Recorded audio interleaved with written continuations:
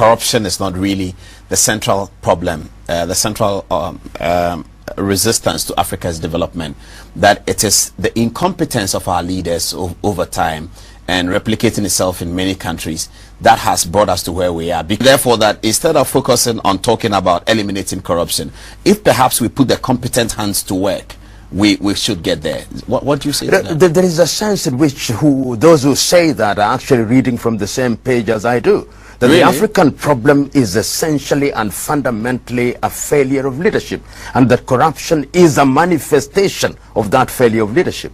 The reason why people engage in corruption is because these individuals have no agenda for their countries. The first reason why they want to get into public office is that they want to use public office to feather their nest. They get into public office so that they have prestige. But if you have men and women who are competent, then they will use their office for the benefit of their countries. They will not engage in activities that undermine their countries. I agree with you, therefore.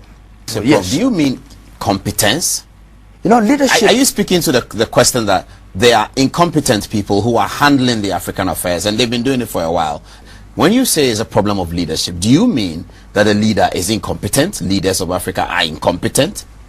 They are not well prepared, they lack the expertise, they lack the experience. Is that what you're saying? That is exactly what I'm saying. That if you look at many African countries, the men and women that we have given the opportunity to lead us are actually misleaders. They don't understand what is expected of them. They don't appreciate what is expected of them.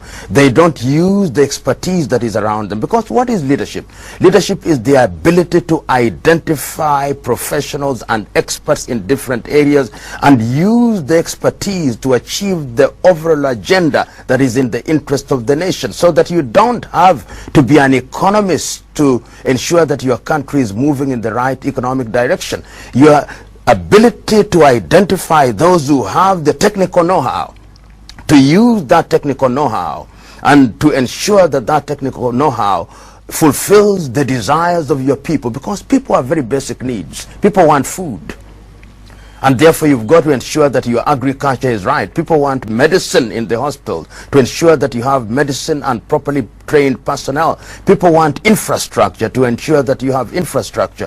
People want their taxes to be utilized well, and people must have focus. And we have seen in the recent past, and I remember during my lecture I said, within a very short stint, a young man who had not gone to school very well, Thomas Sankara of Burkina Faso, was so clear in his vision as to what ought to happen to his country that he was able to put together a number of individuals to move the country in the right direction. In one sentence, therefore, I'm saying African leaders have demonstrated not once, not twice, not thrice, but times without number that they are incompetent. And even those who have had the advantage of formal education have demonstrated that the education they have does not change their minds and hearts fundamentally.